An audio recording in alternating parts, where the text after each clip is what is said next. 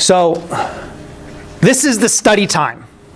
We're finally there, right? So there is this period of time for high school kids, about 2 hours. AP, add a half hour per class at least,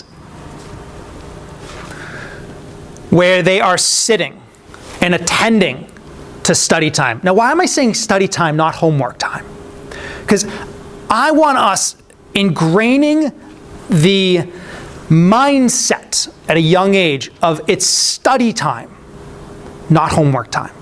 Because study time involves reading, it involves writing, it involves thinking. And do you know you can do homework without doing any of those? Maybe you've seen it happen.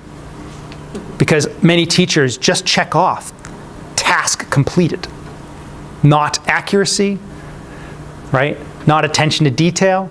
So it works to their advantage, but it's a false sense of security because they think that will translate nicely into studying, and it never ever does. We have to train that mindset. We have to train the skills of studying. Too many of my children that I work with like to say that they don't like to read. It's like, really? Like, it's like saying I don't like to breathe. When did we come to a point where our children have an emotional reaction to one of the most important skills in education? Reading. I get it if I can't read, therefore I don't like it. But I'm talking about the kids that are great readers. They just hate it. And they suffer because they allow that emotional reaction. We've talked about emotional regulation, right? That emotional reaction to dictate what they do and how they do it. So we start to take any opportunity to start to change that mindset. And talking about study time allows for that conversation every single night. That this is your time to study. What do you need to do to prepare for tomorrow? There should be a specific start and end time. The start time is the most important. Again, going back to task initiation. The start time is the most important. Help your children be vigilant to that start time. And it should, for many of them, there can be a natural reward at the end of it. For high school kids, they love the natural reward of dinner as that natural transition between study time and free time. I think and I think middle schoolers like it too. But there may be other natural transitions for younger children that may involve playing a video games for an hour. Meaning, what is the carrot that comes after that productive time where I'm supposed to be getting some hard stuff done? Absolutely okay to build that in to their routine so that they can rely on that. Timers can really work. It can transform children's attention and focus when they have a timer set and they have to move quickly through an assignment. It can be remarkable. Won't work all the time, but as a tool, it should always be available to them. Set it for 20 minutes. See how fast you can go. See how fast you can get through that problem. Schedule breaks. 20 minutes on. Productive break. What is it? I don't know. You're going to help me with dinner for 20 minutes, then go back to your work. Productive break. Not video games. Not stuff that shifts their mindset into free time mode, but gives them something to engage in that is positive and productive. Maybe it's where the chores happen. Whatever it is, just something different. Take the dog for the walk. Music with headphones.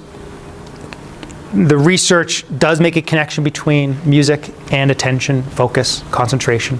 So if your child, if you balk at that, trust your child, but they need to have a playlist, and it cannot be every click at the end of every song on YouTube. Okay? Playlist, hour or two, and that's their music study. Put on the headphones, and they crank away in their work. It has great results. They know about airplane mode. They know about turning notifications off. When they're getting their work done, they should be off of social media because it's insane to think that it is easier to do their homework and chat on social media, because it's not. So we have to help them see that they're just making their journey harder. So we want to teach that. By the way, when they're doing their work in a common area, you want to see them. Proximity control. It's what teachers do all day long. And it helps them. So it's not a punishment that you are around them. It's just promoting that productive rhythm by just being, by them feeling like someone's watching. And they'll say that. They'll say that helps. They don't like it, but they say it helps. So create that atmosphere. Common area, downstairs, where you can see their work, you can see their screen.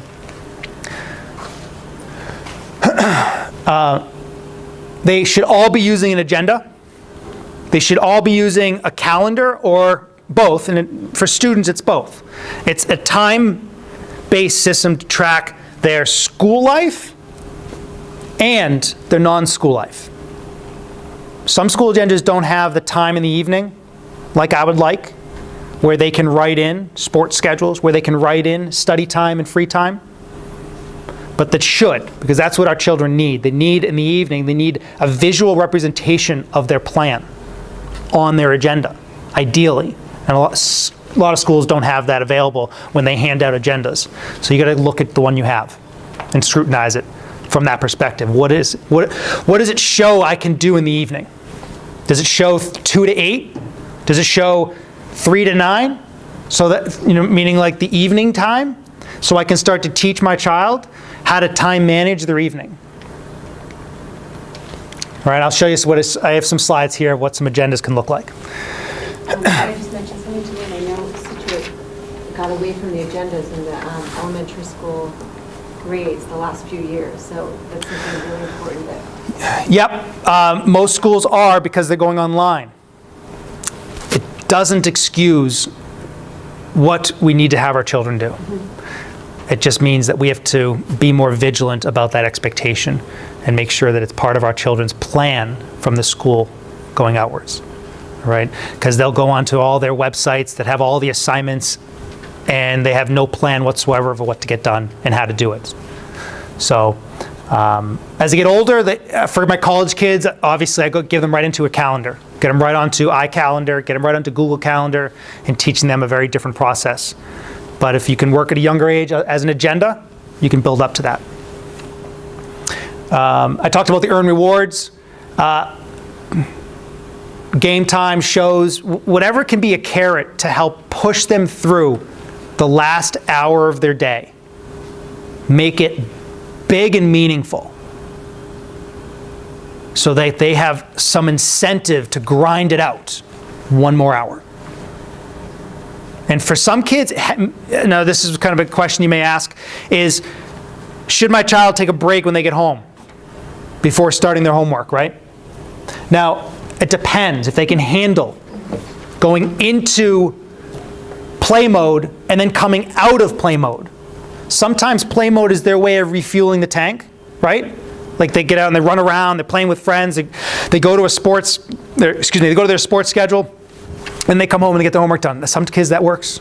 Others, they need to come home, have a snack, sit down, put on their headphones, and finish the last hour of school.